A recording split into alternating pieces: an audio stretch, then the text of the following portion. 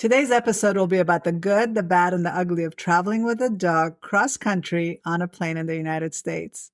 Hi, welcome to another episode of the Mental Health Break podcast. I'm your host, Dr. Nafisa Sikandri, licensed clinical psychologist specializing in anxiety-based disorders. In my last episode, I mentioned that I recently traveled with my dog to Orlando, Florida, and many of you reached out and asked about my experience traveling with a dog. So today I'll be breaking it all down, but keep in mind that in this episode, I'm talking about traveling with a dog, specifically a psychiatric service dog, within the United States, since I understand international travel with a dog can be way more complicated and requires additional paperwork, including microchipping and getting a health certificate from a USDA vet. So I'm only going to be talking about traveling within the United States with a service dog. Traveling with a dog as a pet is also very different than traveling with a psychiatric service dog. And a pet is more restricted and has more rules to follow, which I don't have direct experience with. But if you want to travel with a pet, please make sure that you understand all the rules and regulations related to pet travel, and also to visit the USDA website as well as the airline rules and regulations, which is where you should start with your research. One of the biggest difference between pet travel versus service dog travel is that pets have to be kept inside a carrier at all times and must be stored underneath the seat in their carrier, where a service animal can sit on your lap and doesn't require a carrier. So today I want to discuss my experience traveling with my psychiatric service dog and the rules and experience related to traveling with a service dog within the United States. So let me start with the pros of traveling with a service dog. Again, your experience traveling with a pet might be different than my experience with a service dog. The first pro was having the opportunity to be with my dog during the journey. It was really nice having him sit on my lap during the entire flight and then having him to come back to at the hotel when I was traveling solo. He also brought a smile to everyone that met him, and just being around him allowed me to have great conversations with people, and I met a lot of wonderful dog owners in the process. My dog Winnie is a small 14-pound little Bichon Frise mix, and I've had him for 4.5 years. He was always a very calm and sweet-natured dog. Even when he was a puppy, the vet said that his temperament is well suited to be a therapy dog. He loves everyone, including children, and has never attempted to bite or be aggressive towards anyone. And I'm mentioning this for a reason, so stay tuned until the end. But all that isn't what makes him a service dog. Psychiatric service dogs are supposed to be trained to perform a task related to a mental health condition such as PTSD, anxiety, panic attacks, etc. The USDA does not require the dog to be professionally trained, and you as the owner can train the dog yourself.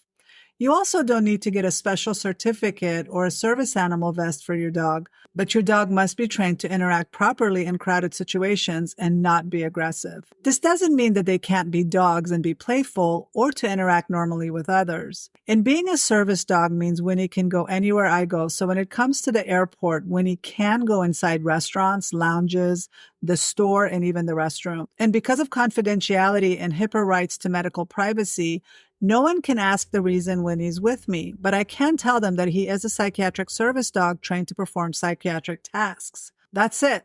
No more detail is necessary beyond that. Winnie did need to have the Department of Transportation form completed and then given to the ticketing agent to get verified. As a precaution, I did call the airline 2 days prior to our flight and asked if I needed to provide the airline advance notice, and I was informed that that was not necessary and I could just let the ticketing agent know prior to the flight.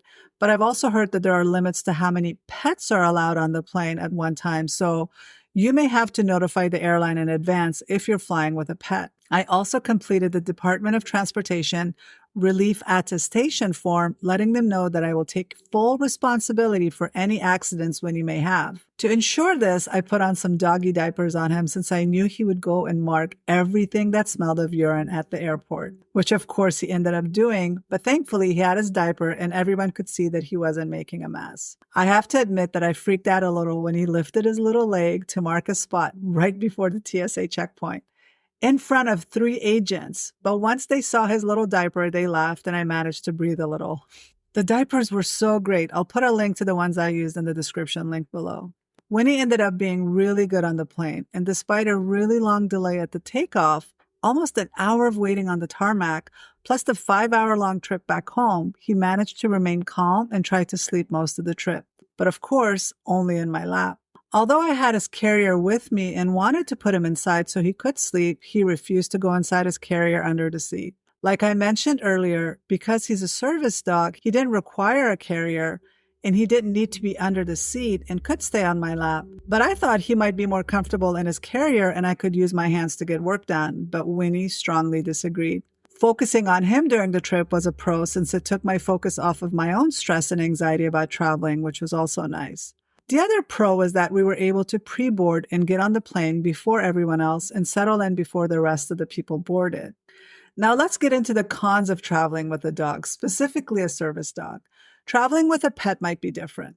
The first problem was that I didn't prepare Winnie for the airport in advance, and in hindsight, I should have taken him for a test run before our flight so that going through security for the first time wasn't as nerve-wracking as it was. Winnie was able to walk through the screening with me, and the TSA agents were really nice about it. Winnie also responded well to being around luggage and the crowds, but I was foolish to think that he would get inside his little carrier on top of my carry-on and allow me to push him along. He kept trying to jump out and would not stay in his carrier, so I had to allow him to just walk. Again, very thankful that he had a diaper on and I was okay with him marking everything he could. People could see that he wasn't making a mess, so they were okay with it also. I also thought after walking so much in the morning prior to leaving for the airport and then through the airport that he would just sleep at my feet, also inside his carrier, which we did train for weeks to get him comfortable to sleep inside the carrier. But no, he didn't want to do that either. He kept wanting to walk and he would make whiny little noises if I sat too long. So traveling solo with luggage and then having to drag all of it with you as you walk around the airport would be another con. Although I gave him a calming chew a few hours before the flight, he just wasn't very relaxed unless he was walking and marking. The good thing was he didn't bark or make too much of a fuss, but I still didn't want to take that chance and let him escalate. He did bark loudly one time while at the TSA security because apparently I wasn't moving fast enough for him, but that was the only issue. Once we boarded and took off, he reacted slightly to the takeoff and landing, but nothing concerning. I was really worried about his ears clogging and that being painful, so I brought some creamy peanut butter treats for him to lick on during the flight, which seemed to help him a little bit. I also offered him water several times. And then worrying about his paws and all the nastiness that he was walking on inside the bathroom, at the airport, walking outside the airport. Those are all cons for me because I just worried about it and thought about it too much. I made sure to wipe his feet with a wet washcloth as soon as we got into the hotel. Winnie was very good at the hotel during checking in and getting to the room and settled in nicely. I made sure to walk him outside for at least 10 minutes twice at night and a few times during the day. Another con was that he had trouble sleeping and he woke me up at 1 a.m. and I didn't know what was wrong with him, so I took him outside, but I was in my PJs and it was raining outside, so I put on a raincoat, grabbed an umbrella, and we walked several rounds around the hotel at 1 in the morning. He was all wet afterwards and had to be dried off before going back to bed. So his bowel movements and needing to relieve himself were constant worries for me and a concern for me during the trip, so that was definitely a con. Although Winnie is a trained psychiatric service dog and I love having him around, I didn't need to take him on this trip. But I wanted to experiment and experience the process for some of my patients and online members who want to get a service dog to address their anxiety and PTSD. I wanted to give them an accurate picture of what it means to have a psychiatric service dog and what traveling with one can look like. So for people with disabilities who are dependent on their service animals, their animals go with them wherever they are, and I did see several dogs inside the conference, but I also saw 2 monkeys. But I didn't need Winnie to be with me at all times, so he stayed at the hotel while I attended the conference sessions.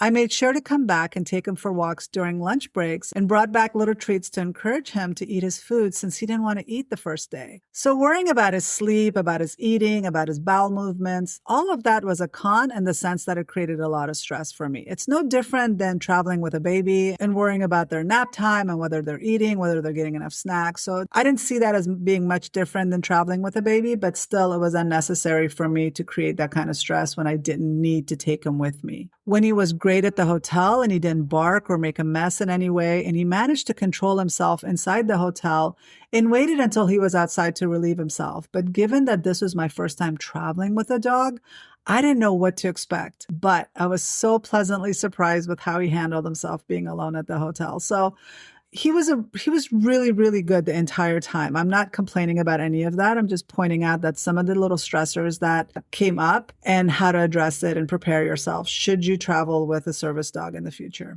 I did leave the TV on for him with the Discovery Channel, which seemed to be calming. Normally I don't do this at home. I don't leave the TV on, and he's used to the noises in the home, but I thought the TV noise could distract him from everything that was happening outside of the hotel room, which seemed to be very busy daily with the cleaning crew. I did notice that he whined briefly the first day when I left the hotel room, but then he quite quickly calmed down. And by the time I got to the elevator, I didn't hear anything. So he remained calm the rest of the time. And then one last con was not knowing how the checking agents and the flight crew would respond to him. The majority were great, but one lady accused him of lunging at her and trying to bite her. She walked up behind him, and when he got a little startled, so he got a little close to sniff her, and I pulled him back immediately, and she made a fuss and said, "Your dog just tried to bite me and attack me," and I was totally shocked. Like I mentioned earlier, he has never been aggressive, and he has always been such a sweet and gentle dog. And we were at the airport for 3 hours before we boarded the flight, so all the people in the terminal were familiar with Winnie. They saw Winnie, they interacted with Winnie. So they were shocked that she made that accusation, and she accused him of wanting to attack her. So these were witnesses that were very surprised. And she was the one that was checking me in to get on the plane. So I wasn't going to mess with her. But once inside the plane, several people came up to me and they couldn't believe her exaggerated reaction to Winnie and were very supportive, which was really nice. And many people also don't realize that psychiatric service dogs don't require a carrier, but if they have one, it's not considered additional luggage. So correcting the agents can be a hassle, which they stopped me and they said, "You have too many pieces of luggage." And I said, "No, this is his carrier." And they had to check to make sure that that was okay. And they realized that it's okay for him to have his carrier, even though, like I said, a service dog doesn't need that. But also a pet has to be inside the carrier when you're boarding the plane. And also he needs to go under the seat, which Winnie didn't have to do. So it's important to know your rights. And I watched this video and I want you to watch it too, to learn more about the myths of what is and is not a psychiatric dog.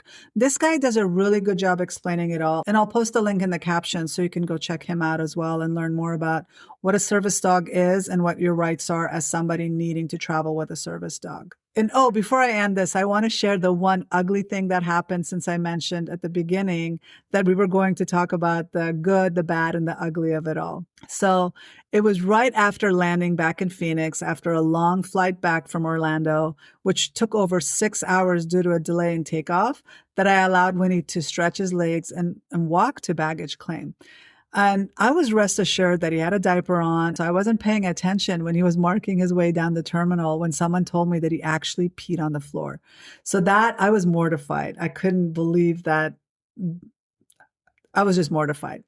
He could tell that when he still had his diaper on, but during the trip, it must have moved and it didn't catch it. So I quickly cleaned it up and put another diaper on him just to make sure it didn't happen again. But that's to be expected, I guess. But it still was the ugly part of it, I think. It was still mortifying to see him make a mess by the garbage.